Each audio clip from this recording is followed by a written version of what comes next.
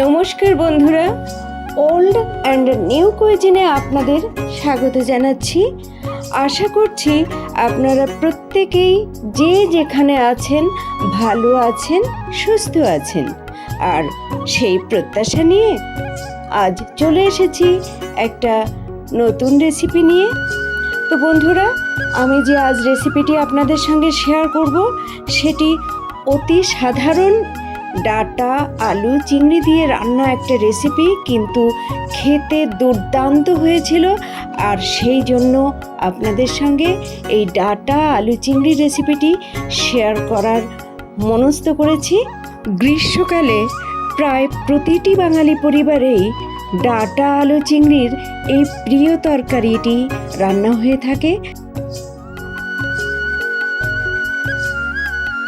আর তাদের প্রত্যেকেরই রান্নার ভিন্ন ভিন্ন পদ্ধতিও থেকে থাকে।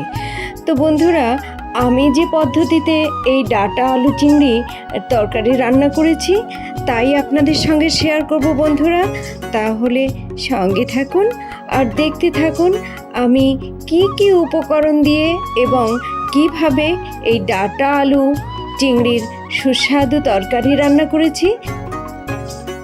ডাঁটা আলু চিংড়ির তরকারি রান্নার জন্য এখানে নিয়েছি ডাঁটা, আলু, পেঁয়াজ, রসুন ও চিংড়ি। ডাঁটা আলু চিংড়ির সুস্বাদু তরকারি রান্নার জন্য বন্ধুরা আরও কিছু কিছু উপকরণ আমি নিয়েছি, সেগুলো একে একে আপনাদের সঙ্গে শেয়ার করব। বন্ধুরা, প্রথম পর্যায়ে ডাঁটাগুলো ভালোভাবে আঁশ ছাড়িয়ে কেটে নেব, আলু কেটে নেব, পেঁয়াজ কুচি করে নেব, রসুন গ্রেট করে নেব, সেই সঙ্গে আদাও গ্রেট করে নেব, কাঁচা লঙ্কা চিড়ে নেব। আর এই কাজগুলো করব বন্ধুরা অফ ক্যামেরায়। দেখুন বন্ধুরা, ডাঁটাগুলি আমি এইভাবে আঁশ ছাড়িয়ে কেটে নিয়েছি। বন্ধুরা দেখছেন, এখানে আমি সব উপকরণ রেডি করে নিয়েছি। এবার চলে যাচ্ছি মূল রান্নাতে। তাহলে আসুন বন্ধুরা, দেখুন আমি কিভাবে এই ডাটা আলু চিংড়ির দুর্দান্ত স্বাদের তরকারি রান্না করি।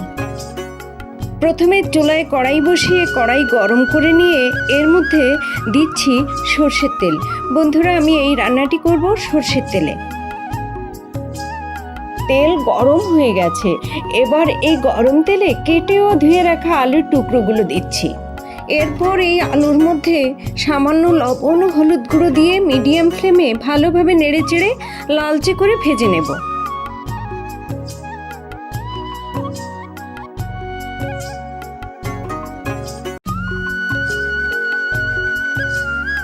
আলুর টুকরোগুলো লালচে করে ভাজা হয়ে গেছে, এবার কড়াই থেকে তুলে নিচ্ছি।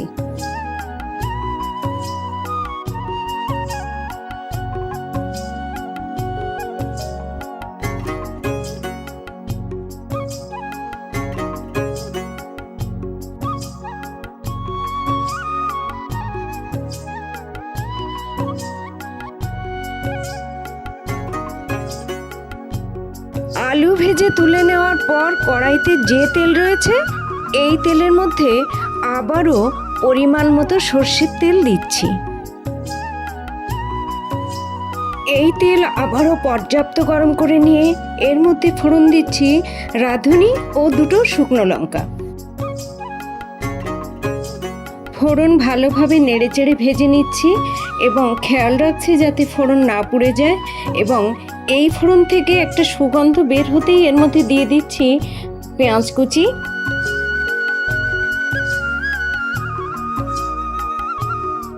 ফোড়নের মধ্যে পেঁয়াজ কুচি দিয়ে ভালোভাবে নেড়েচেড়ে হালকা সোনালি কালার করে ভেজে নেব।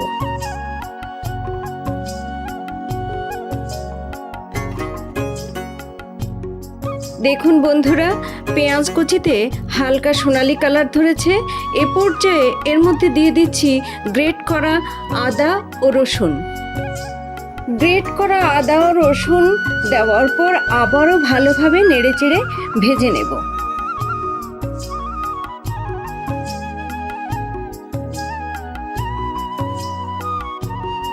দেখুন বন্ধুরা, পেঁয়াজ কুচির সঙ্গে আদা রসুন ঠিক এই রকম কালার করে ভেজে নিয়েছি। এবার এর মধ্যে দিয়ে দিচ্ছি সামান্য জল মশলা কষিয়ে নেওয়ার জন্য।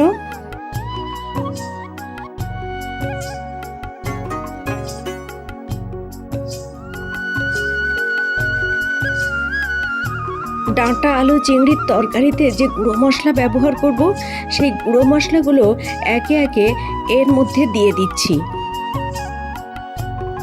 দিচ্ছি ধনে গুঁড়ো, জিরে গুঁড়ো, হলুদ গুঁড়ো, ঝাল লঙ্কার গুঁড়ো। ডাঁটার তরকারিতে বন্ধুরা লবণ বেশি হলে খেতে একদমই ভালো লাগে না, তাই পরিমাণ বুঝেই লবণ দেব। প্রয়োজনে রান্নার শেষ পর্যায়ে একবার চেক করে দেখব, যদি লবণ কম হয় তাহলে অ্যাড করব। দিচ্ছি যৎ সামান্য চিনি, আর এই যৎ সামান্য চিনি দেওয়ার ফলে ডাঁটা আলু চিংড়ির তরকারি খেতে খুবই ভালো লাগবে। সব উপকরণ ভালোভাবে নেড়েচেড়ে এর মধ্যে দিয়ে দেব চিংড়ি।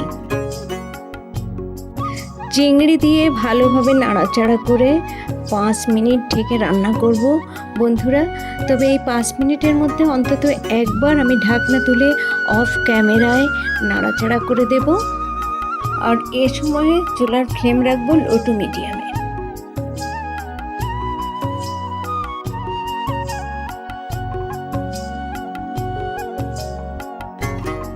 পাঁচ মিনিট পর ঢাকনা তুলে নিচ্ছি।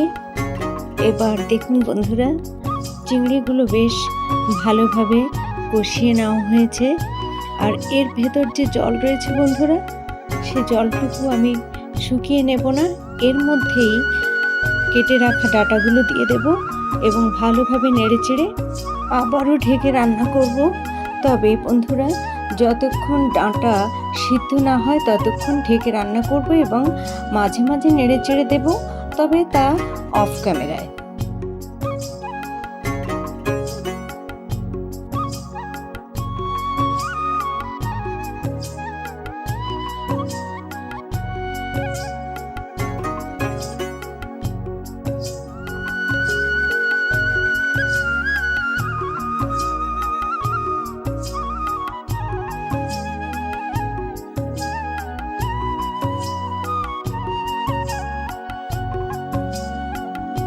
বন্ধুরা, ঢাকনা তুলে ডাঁটা চিংড়ি ভালোভাবে নেড়েচেড়ে দিচ্ছি। দেখুন, ডাঁটা বেশ ভালোভাবেই সিদ্ধ হয়ে গেছে। ডাঁটা চিংড়ির মধ্যে এবার ভেজে রাখা সেই আলুর টুকরোগুলো দিয়ে আবারও ভালোভাবে নেড়েচেড়ে ভেজে নেব।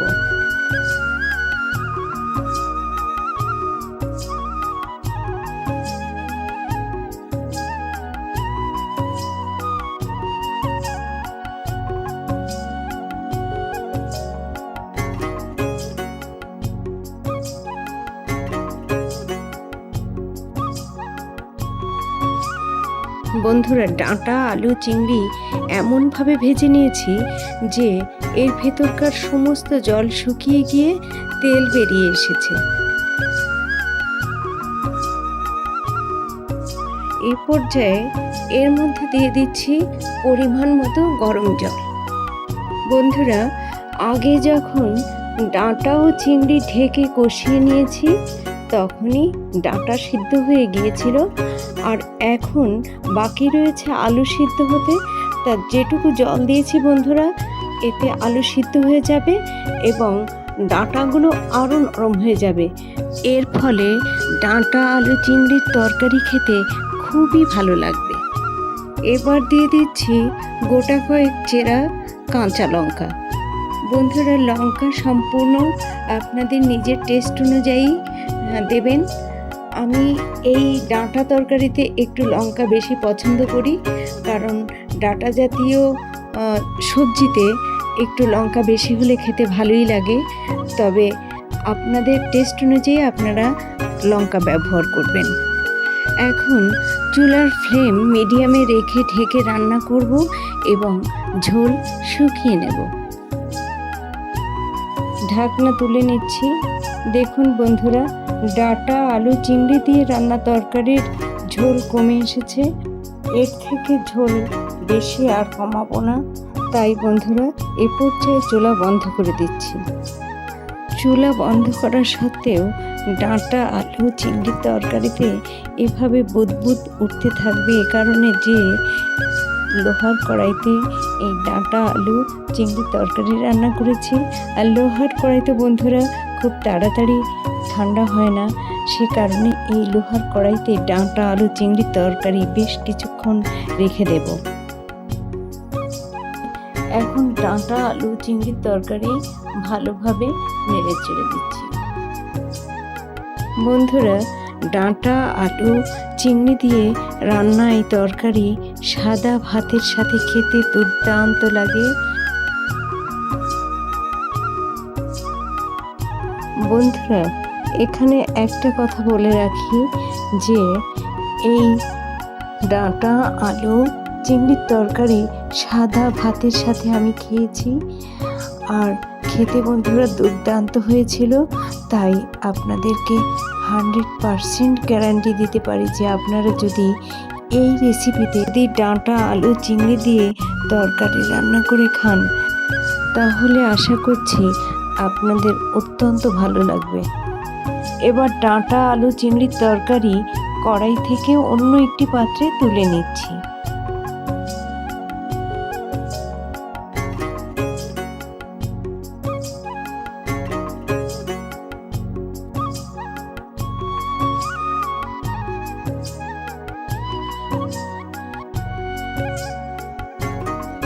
ডাঁটা আলু চিংড়ির তরকারি এই পাত্রে তুলে নিয়েছি। বন্ধুরা, ডাঁটা আলু চিংড়ির এই রেসিপিটি আপনাদের কাছে কেমন লেগেছে কমেন্টে জানালে আমার ভীষণ ভালো লাগবে, এবং আরও নতুন নতুন ভিডিও তৈরিতে উৎসাহ বোধ করব। বন্ধুরা, এতক্ষণ ধরে যারা অত্যন্ত ধৈর্য সহকারে আমার পাশে থেকে ডাঁটা আলু চিংড়ির তরকারি রেসিপিটি দেখলেন বা ভবিষ্যতে দেখবেন, তাদের প্রত্যেককে অসংখ্য অসংখ্য ধন্যবাদ। ভালো থাকুন, সুস্থ থাকুন, আবারও দেখা হবে পরবর্তীতে।